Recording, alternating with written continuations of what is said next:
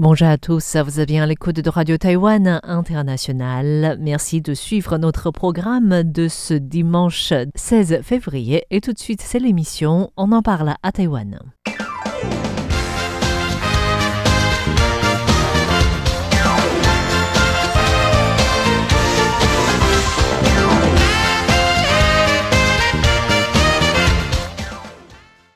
Bonjour à tous, c'est Meguang. Florian Dai et François-Xavier Boulet. Pour On en parle à Taïwan de cette semaine. Et aujourd'hui, il n'y a pas que des sujets faciles, enfin personnellement à mon point de vue, parce que Fix a préparé un sujet limite incompréhensible. Mais non, c'est dans la tendance du jour, parce qu'on en parle à Taïwan aussi de l'intelligence artificielle cette semaine, et pas que à Paris. Voilà, il y a le sommet de l'IA à Paris, mais à Taïwan, on en parle. On en parle en France comme à Taïwan, on pourrait dire. Et Floriane, tu as un sujet pas vraiment joyeux. Pas vraiment joyeux, pardon. Non, pas exactement joyeux, c'est un peu mortifère. Et de mon côté, je vais vous parler plutôt du sport. Non, plutôt une salle de sport, le Taipei Dome. Je crois que j'ai déjà eu l'occasion d'en parler On en parle à Taïwan, mais cette fois-ci... C'est pas une salle, c'est un grand complexe. C'est un grand complexe et pour une raison différente que ce sujet est dans l'actualité. Parce que c'est soit des problèmes de construction, des fuites d'eau ou bien des concerts. Compétition. Ça peut être compétition sportive. Pour une fois, on va parler du sport à Taipei Dome. Du coup, ça fait partie de ses fonctions normalement. On va parler de ses vraies fonctions. Voilà, des fonctions principales normalement. Une fois n'est pas coutume. Alors, par quoi commence-t-on ? Alors, commençons par quoi ? Commençons par la fin. La fin de la vie. La fin de la vie, et effectivement, d'ailleurs, c'était toi, Fix, qui avait parlé récemment de Barbie Hsu ou bien d'A.S. Oui. Cette actrice qui est décédée récemment d'une pneumonie faisant suite à une grippe qu'elle a contractée alors qu'elle voyageait au Japon. Ça a vraiment marqué l'actualité taïwanaise, mais aussi asiatique, parce qu'elle était célèbre aussi dans Corée, Japon, Chine. Pour une série qu'elle a jouée notamment, en fait. C'est vraiment un sujet dont on parle beaucoup à Taïwan. Parce qu'elle est célèbre. Elle est jeune, elle a 48 ans. Et donc, depuis son décès qui a eu lieu pendant les vacances du Nouvel An, en fait, elle a été incinérée et rapatriée à Taïwan. Et ses cendres sont pour l'instant dans l'appartement familial, en attendant que ses proches puissent, selon sa volonté, l'enterrer sous un arbre. Et donc, sa sœur, qui est surnommée Petite S, sa mère et puis son mari vont gérer ensemble la suite des funérailles.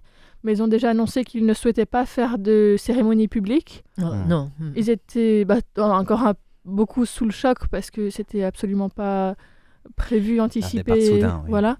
Mais apparemment, elle avait déjà dit, quand même, avant, le jour où je partirai, je veux que mes cendres soient mises sous un arbre. D'accord. Et donc, c'est une forme d'enterrement qui est possible à Taïwan. Je sais qu'en France, c'est très compliqué. Il n'y a que quelques endroits et... c'est un peu en pointillé selon les décisions qu'il y a autour de ces lieux-là. C'est pas toujours possible. Mais donc, à Taïwan, ça l'est depuis un bon moment déjà. Ils n'ont pas du tout rendu public, en fait, le jour précis de l'enterrement des cendres pour éviter qu'il y ait une foule, parce qu'ils souhaitent avoir ça en cérémonie. En privé. Plutôt, c'est ça, privé. Et en fait, ce qui est assez spécial à Taïwan, c'est que ce sont des forêts cimetières un petit peu, mais où il n'y a ni pierre tombale, ni plaque avec le nom ou les dates de naissance et de mort. Donc il n'y a aucun signe ensuite qui marque cet endroit-là. Donc seuls les proches savent où c'est. Et ils peuvent aussi retrouver plus tard le lieu précis de l'enterrement d'une personne à travers le site du cimetière. D'accord, c'est quand même un lieu délimité, quoi. Taïwan, c'est un lieu possible, délimité, mais on peut pas c'est faire référencé. N'importe où. C'est ça, c'est pas n'importe quel arbre qui peut servir à ça. Et donc, il y a toute une procédure, on va y revenir. Mais c'est quelque chose qui est quand même possible depuis plus de 20 ans à Taïwan.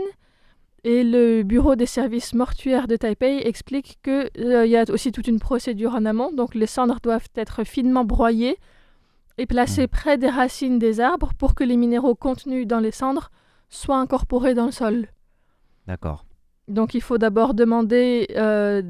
il faut remplir un formulaire de demande d'inhumation sous un arbre à la mairie avec des documents d'identité du demandeur, le permis de crémation de la personne ou le certificat de conservation des cendres. Et puis, les pompes funèbres fournissent un sac biodégradable aussi dans lequel les cendres sont placées, qui sera placé à l'endroit choisi. Donc, ça peut être sous un arbre qui est planté après juste par-dessus, ou bien dans une zone fleurie avec des végétaux aussi, mais pas forcément aussi grands.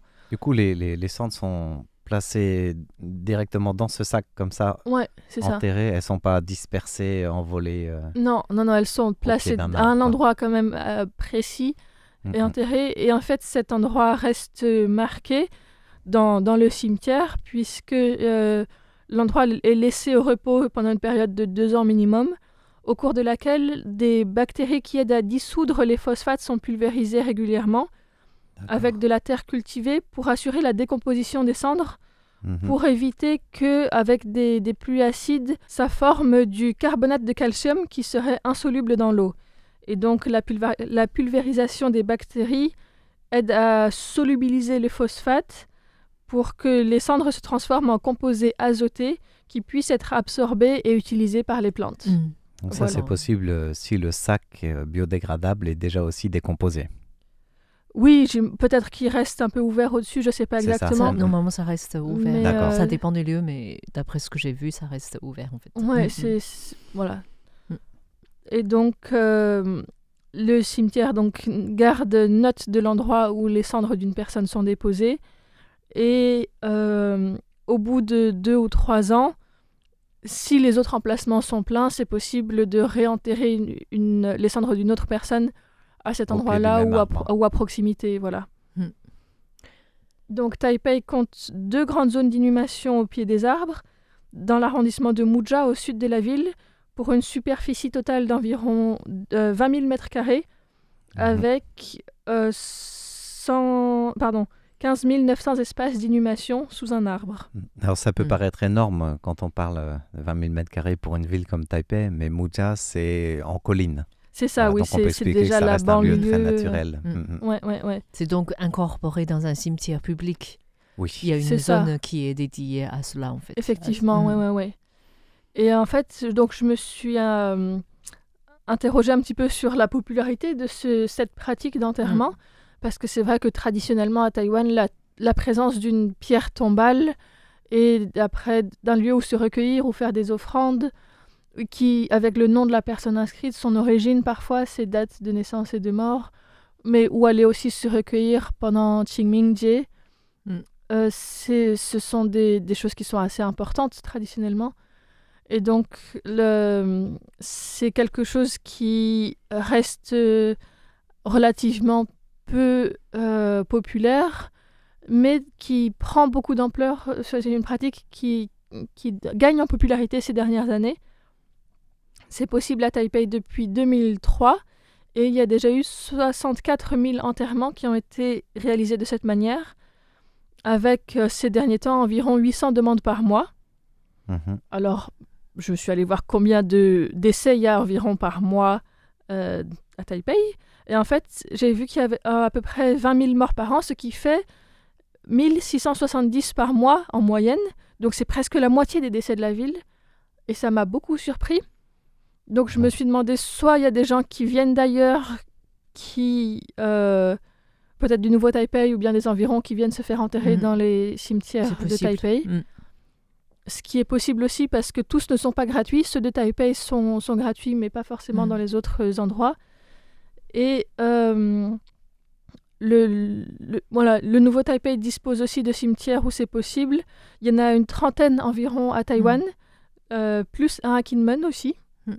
Donc c'est vraiment quelque chose qui commence à être plus populaire. Mais il y a, Taipei, Nouveau Taipei, c'est gratuit. Il y a d'autres endroits où il y a des frais qui varient aussi beaucoup d'un endroit à l'autre, qui sont parfois publics et parfois des lieux privés aussi.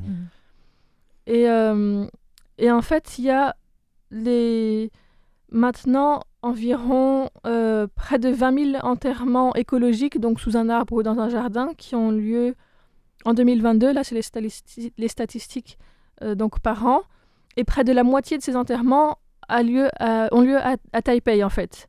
Donc, c'est vraiment quelque chose qui est lié aussi avec la ville, j'ai l'impression, où il y a probablement le fait qu'il y a moins d'espace dans les cimetières de disponibles, que ça coûte beaucoup plus cher, que ça demande aussi un entretien. Et donc de choisir de se faire enterrer comme ça sous un arbre, ça veut aussi dire que s'il n'y a pas d'héritier pour prendre soin d'une tombe, il n'y a aucun problème. Il n'y a pas besoin de revenir s'occuper d'un endroit régulièrement. Je pense que c'est quelque chose qui se développe avec l'évolution de la société taïwanaise et surtout pour les villes.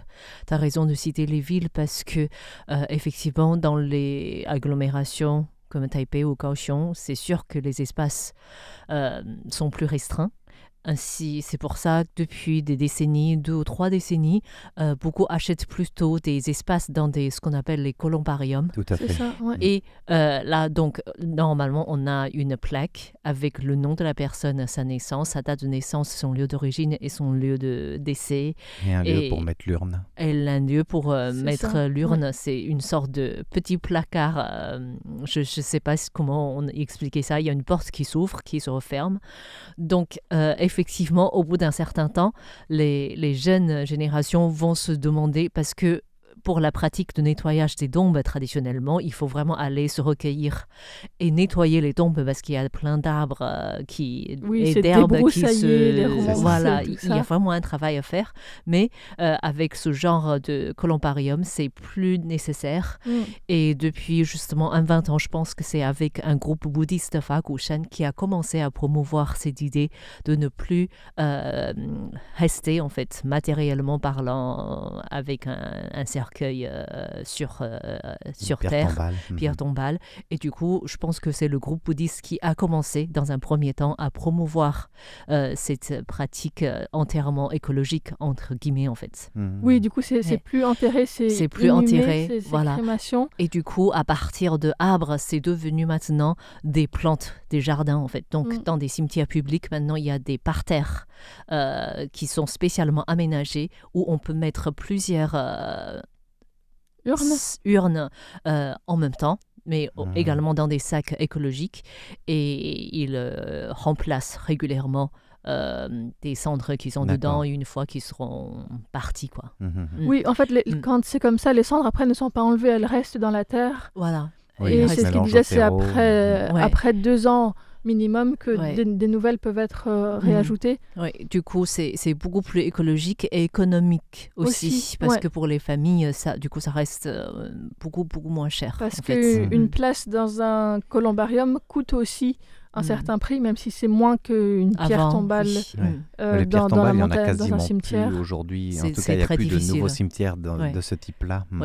Pour Taïwan, donc en 2022, il y a eu 5 700 enterrements dans une tombe, 18 900 enterrements écologiques, donc sous un arbre ou dans un jardin, et 222 000 crémations et conservations en urne dans un columbarium. Voilà. Donc c'est vraiment des différences qui sont très, très marquées, et avec une tendance qui est à la baisse pour les enterrements en tombe et à la hausse pour les enterrements écologiques. Oui. Effectivement.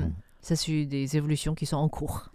Voilà. Ce qui est logique aussi, parce que, on le disait, il y a le manque de place, ça coûte cher aussi, les lieux d'enterrement dans une pierre tombale, et c'est limité aussi, on n'a pas le droit de redéterrer, par exemple, d'exhumer un cercueil pour le réduire en cendres plus petit et mettre un autre membre de la famille dans la même pierre tombale, c'est interdit.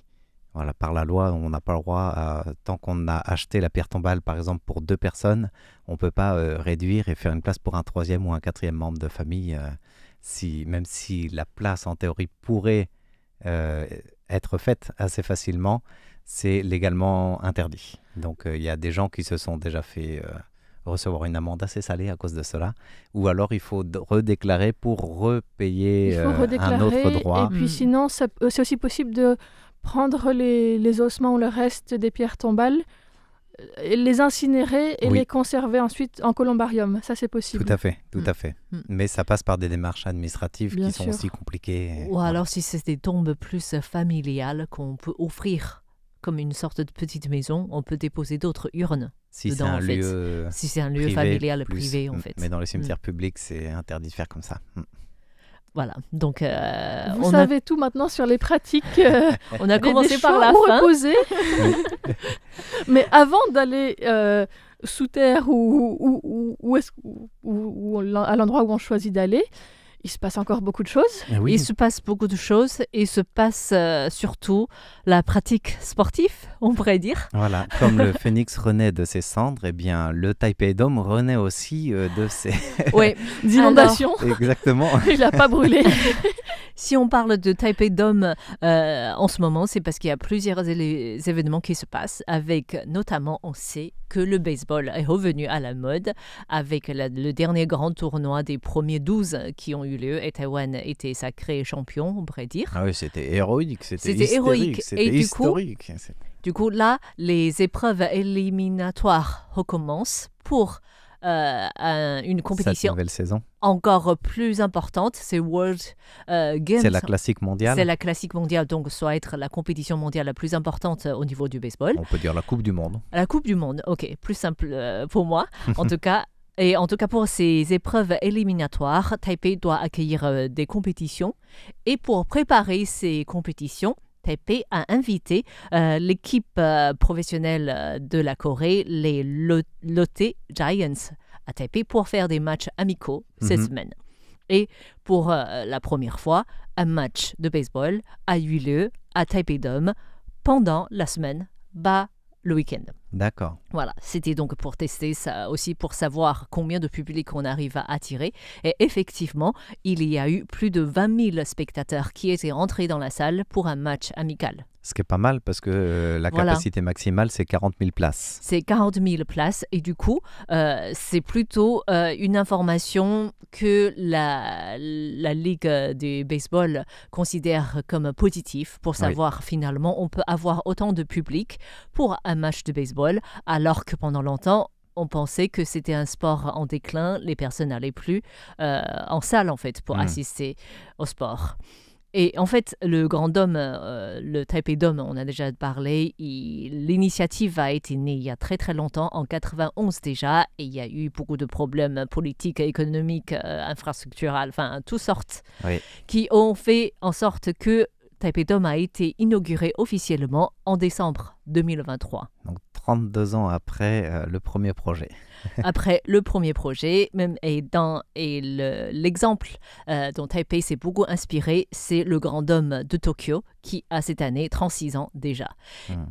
Mais la grande différence, ce que beaucoup de fans de sport critiquent par rapport à ce Taipei Dome, c'est que l'aspect commercial est tellement imprégné dans le Taipei Dome. C'est-à-dire, dès la conception, on s'est rendu compte que le baseball ne fera pas l'affaire pour le constructeur.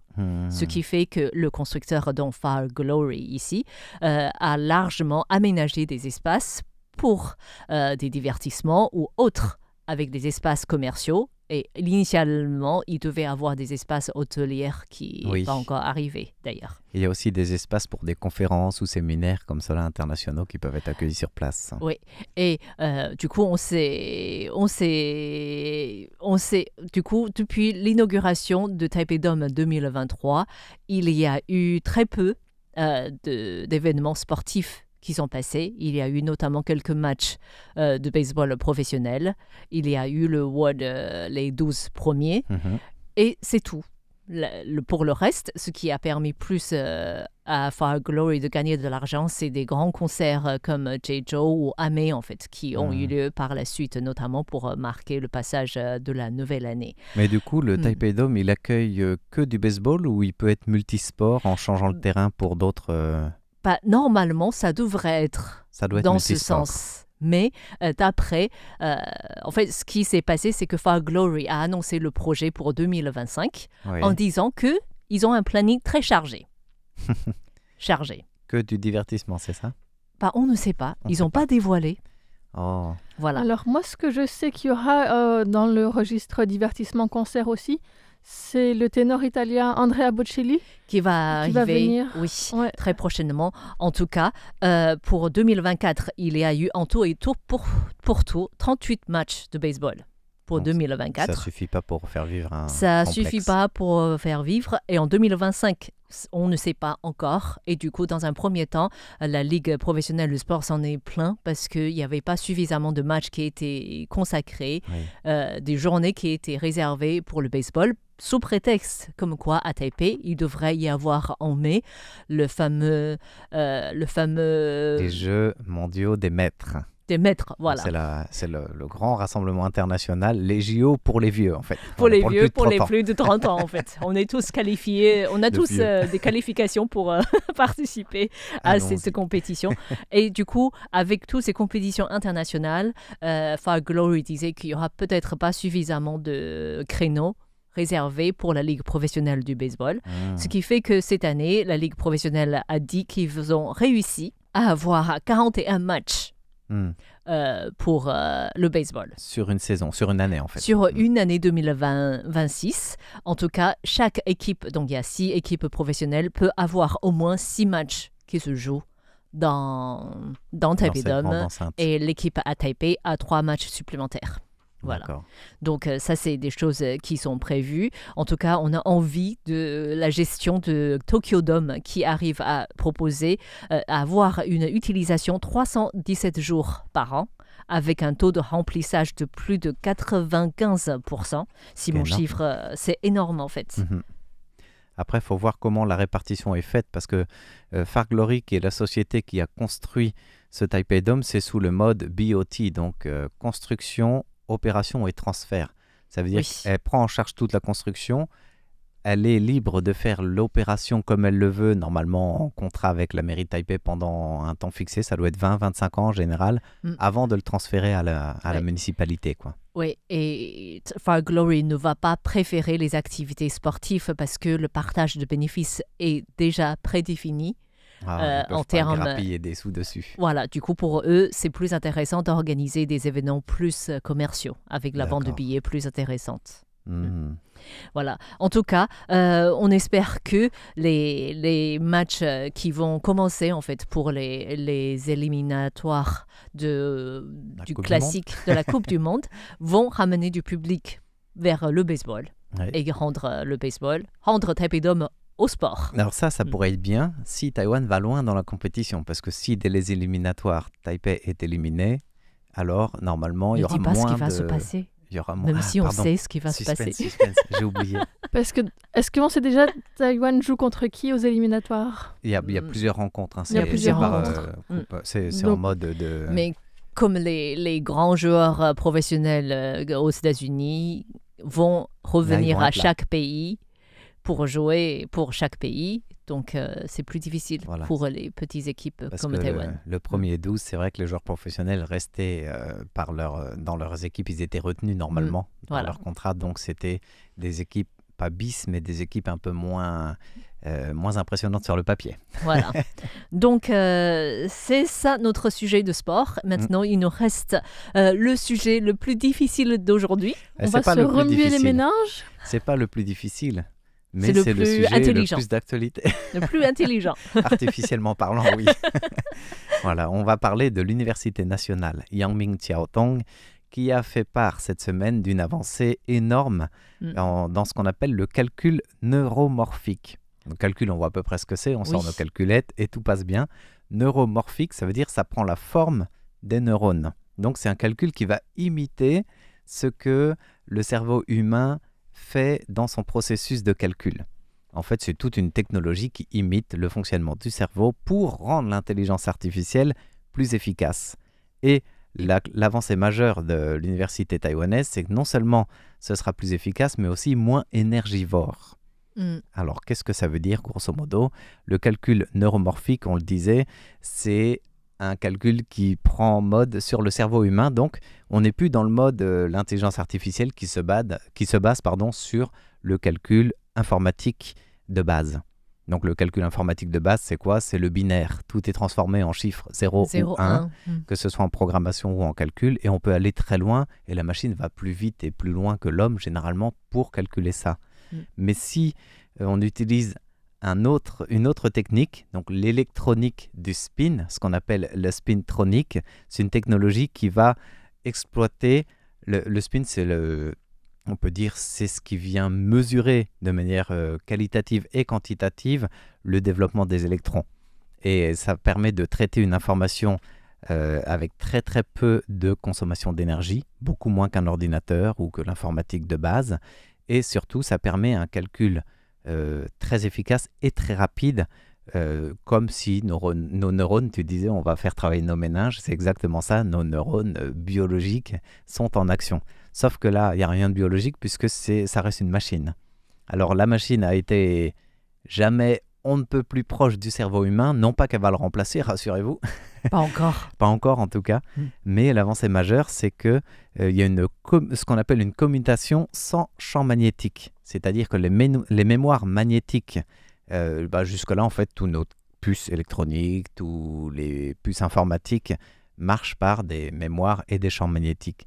Et cette fois-ci, on a une structure qui est complètement hétérogène au champ magnétique et qui permet d'avoir le même processus encore plus rapide sans passer par le champ magnétique. Donc là encore, qu'est-ce qui se passe? On consomme beaucoup moins d'énergie et on va encore plus petit dans la conception d'une puce, quoi. Donc ce serait une puce encore plus petite. Donc ça reste une puce Ça reste une puce électronique, mais qui marche non pas par champ magnétique, mais par imitation de nos neurones. On peut appeler ça la spintronique. C'est la première au monde à être créée avec ce fonctionnement? Cette technologie est la toute première au monde. D'accord. Pour que l'intelligence artificielle puisse se greffer dessus et aller plus vite.